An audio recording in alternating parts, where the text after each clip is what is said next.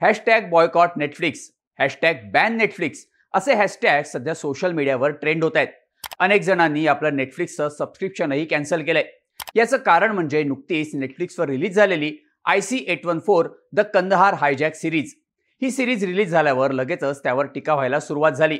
भारताच्या ताब्यात असलेल्या दहशतवाद्यांना सोडवण्यासाठी डिसेंबर 1999 मध्ये इंडियन एअरलाइन्सचं विमान हायजॅक करण्यात आलं होतं. त्याची स्टोरी या सिरीजमध्ये दाखवण्यात आली आहे. पण या सिरीजमध्ये हिंदू धर्म आणि देवतांचा अपमान करण्यात आल्याचा आरोप सोशल मीडियावर केला जातोय. या सिरीजमध्ये सत्य आणि तथ्य लपवण्यात आलं असून चुकीची माहिती दाखवण्यात आल्याचे आरोप नेटफ्लिक्स आणि सिरीजचे निर्माते आणि दिग्दर्शकांवर होत आहेत. या सिरीजमध्ये नक्की आहे काय, या सिरीजवर होणारे आरोप काय आणि त्यामागचं सत्य काय, त्याचीच माहिती या व्हिडिओमधून जाणून घेऊयात. नमस्कार, मी शार्दूल आणि तुम्ही बघताय बोल भिडू. 24 डिसेंबर 1999 ला इंडियन एअरलाइन्सचं IC-814 हे विमान काठमांडूच्या त्रिभुवन आंतरराष्ट्रीय विमानतळाहून दिल्लीच्या इंदिरा गांधी विमानतळाकडे जाण्यासाठी संध्याकाळी 4 वाजता निघालं. विमानात एअरलाइन स्टाफ सहित 179 प्रवासी प्रवास करत होते. साधारण 40 मिनिटात म्हणजे 4:40 हे विमान नेपाळ बॉर्डर क्रॉस करून भारतीय हद्दीत दाखल झालं. तेव्हा विमानातील मास्क घातलेल्या 5 जणांनी अचानक विमान हायजॅक केलं.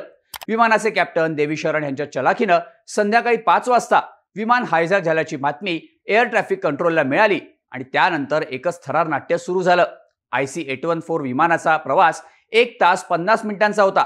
पण हा प्रवास 7 दिवस सुरू राहिला. हायजॅकर्सनी विमानाचे कॅप्टन देवी शरण यांना विमान पाकिस्तानातल्या लाहोरकडे वळवायला सांगितलं. पण पाकिस्तानच्या एअर ट्रॅफिक कंट्रोलनं लाहोर विमानतळावर विमान उतरवायला परवानगी नाकारली. तेव्हा विमानातलं इंधन संपत चालल्यामुळं आपल्याला इमर्जन्सी लँडिंग करावं लागेल असं कॅप्टन देवी शरण यांनी दहशतवाद्यांना सांगितलं. तेव्हा संध्याकाळी 7 वाजता विमान अमृतसर विमानतळावर उतरवण्यात आलं. अमृतसरमध्ये दहशतवाद्यांना पकडण्यात यश येईल असा विश्वास त्यावेळी वाटत होता. पण त्यावेळी सुरक्षा यंत्रणांमध्ये ताळमेळ न झाल्यामुळं दहशतवाद्यांनी विमानात इंधन न भरताच ते टेक ऑफ करायला सांगितलं. नंतर पाकिस्तानकडून परवानगी मिळाल्यानंतर विमान लाहोर विमानतळावर लँड झालं. तिथंही दहशतवाद्यांसोबत वाटाघाटी करण्याचा प्रयत्न भारताकडून करण्यात आला. प्रवाशांना सोडण्याची विनंतीही करण्यात आली, पण दहशतवाद्यांनी मागण्या मान्य केल्या नाहीत. त्यानंतर मग दुबई आणि नंतर अफगाणिस्तानातलं कंदहार असा या विमानाचा प्रवास झाला. तेव्हा अफगाणिस्तान तालिबानच्या ताब्यात होतं. त्यामुळे तालिबान्यांनी आपला या हायजॅकशी कोणताही संबंध नसून भारताचं विमान आणि विमानातील लोक सुरक्षित राहण्यासाठी आपण फक्त मध्यस्थी करत असल्याचं सांगितलं. तब्बल 7 दिवस चाललेल्या या हायजॅकमध्ये एकाची हत्या झाली तर 1 जण गंभीर जखमी झाला. या विमानातील 179 लोकांच्या जीवाच्या बदल्यात मसूद अझहर, मुश्ताक झरगर आणि ओमर शेख या 3 दहशतवाद्यांना सोडण्याची मागणी दहशतवाद्यांनी केली आणि ती मागणी भारताला मान्य करावी लागली. 31 डिसेंबर 1999 ला हे विमान भारतात परतलं. 5ही दहशतवादी पाकिस्तानच्या हरकत उल मुजाहिद्दीन या दहशतवादी संघटनेचे असल्याचं सांगण्यात आलं. हायजॅकची हीच घटना नेटफ्लिक्सच्या IC-814 द कंदहार हायजॅक या सिरीजमध्ये दाखवण्यात आली आहे. पण यातील काही सीन्सवरून या सिरीजवर टीका केली जाते. सिरीजमध्ये 5 दहशतवाद्यांपैकी 2 दहशतवाद्यांची नावं शंकर आणि भोला अशी दाखवण्यात आली आहेत. दहशतवादी या 2 नावांचा उल्लेख करत असल्याचंही या सिरीजमधल्या सीन्समध्ये दिसतंय. पण विमान हायजॅक करणारे 5ही दहशतवादी हे मुस्लिम होते. इब्राहिम अख्तर, शाहिद अख्तर सईद, सन्नी अहमद काझी, झहूर मिस्त्री आणि शाकिर अशी या 5 जणांची नावं होती.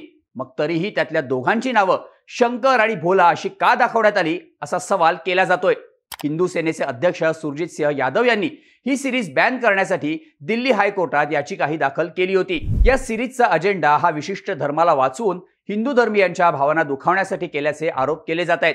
या सिरीजचे दिग्दर्शक अनुभव सिन्हा हे डाव्या विचारसरणीचे असून ते एका विशिष्ट पक्षाचं प्रतिनिधित्व करत असल्याचा आरोपही होतोय. त्यामुळे बॉयकॉट नेटफ्लिक्सचा ट्रेंडही सुरू झालाय. पण या सिरीजचे दिग्दर्शक अनुभव सिन्हा आणि नेटफ्लिक्सकडून या आरोपांचं खंडन करण्यात आलंय. हे 5ही दहशतवादी विमानात एकमेकांना कोड नेम्सनी बोलवायचे. चीफ, डॉक्टर, बर्गर, भोला आणि शंकर अशा नावांनी ते एकमेकांना हाका मारायचे असं सांगितलं जातंय. या हायजॅकमधून बचावलेल्या प्रवाशांनीही याला दुजोरा दिलाय. त्यामुळं तेच सिरीजमध्ये दाखवण्यात आल्याचं नेटफ्लिक्स आणि दिग्दर्शकांकडून सांगितलं जातंय. पण तरीही खरी नावं माहीत असताना त्याचा उल्लेख का करण्यात आला नाही असाही सवाल विचारला जातोय. यावरून केंद्रीय माहिती आणि प्रसारण मंत्रालयानंही नेटफ्लिक्स इंडियाच्या content vice president Monika Shergill यांना याबाबत खुलासा करायला सांगितला होता. तेव्हा कोणाच्याही भावना दुखावण्याचा आमचा प्रयत्न नसल्याचं त्यांच्याकडून सांगण्यात आलंय. तसंच आता सिरीजच्या ओपनिंग डिस्क्लेमरमध्ये दहशतवाद्यांची खरी नावंही दाखवण्याचं आश्वासन त्यांच्याकडून देण्यात आलंय. या सिरीजवर होणारा दुसरा आरोप म्हणजे भारत सरकार आणि सुरक्षा यंत्रणांना बदनाम करण्यात आल्याचं म्हटलं जातंय. राष्ट्रीय सुरक्षा सल्लागार अजित डोवल, रॉचे तत्कालीन प्रमुख एस दुलत यांची प्रवाशांना सुखरूप परत आणण्यासाठी महत्वाची भूमिका होती. पण तत्कालीन विविध सरकारी यंत्रणा आणि त्यांच्या प्रमुखांनी या हायजॅक घटनेत कोणतीही तत्परता दाखवली नाही असं चित्र या सिरीजमध्ये निर्माण करण्यात आल्याचे आरोप होत आहेत. तसंच या घटनेवर तत्कालीन सरकारनं वादग्रस्त भूमिका घेतल्याचंही या सिरीजमध्ये दाखवल्याचे आरोप आहेत. या सिरीजवर होणारी तिसरी टीका म्हणजे विमानातल्या दहशतवाद्यांचं चित्रण चुकीच्या पद्धतीनं करण्यात आल्याचं सांगितलं जातंय. दहशतवादी एअर होस्टेसना मदत करत असल्याचं, विमानातील लोकांसोबत अंताक्षरी खेळत असल्याचे सीन्स सिरीजमध्ये दाखवण्यात आलेत.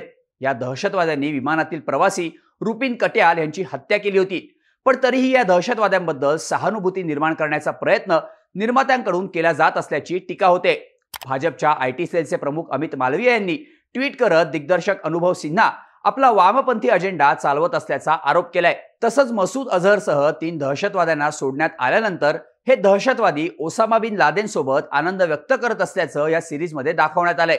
त्यामुळे या हायजॅकच्या मागे लादेन किंवा तालिबानी संघटनांचा हात होता असं दाखवण्याचा प्रयत्न होतोय.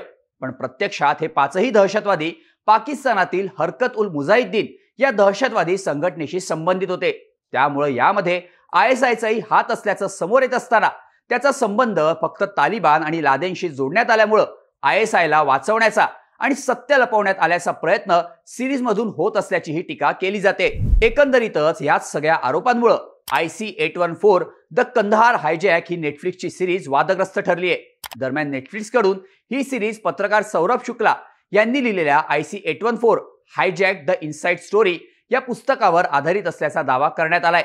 त्यामुळे या सिरीजमध्ये खरंच सत्य लपवण्यात आलंय का? या सिरीजवर होणारी टीका खरंच योग्य आहे का? याबाबतच्या तुमच्या प्रतिक्रिया आम्हाला कमेंट करून नक्की सांगा आणि अशाच माहितीपूर्ण व्हिडिओसाठी बोल व्हिडिओच्या YouTube चॅनलला सबस्क्राईब करायला विसरू नका.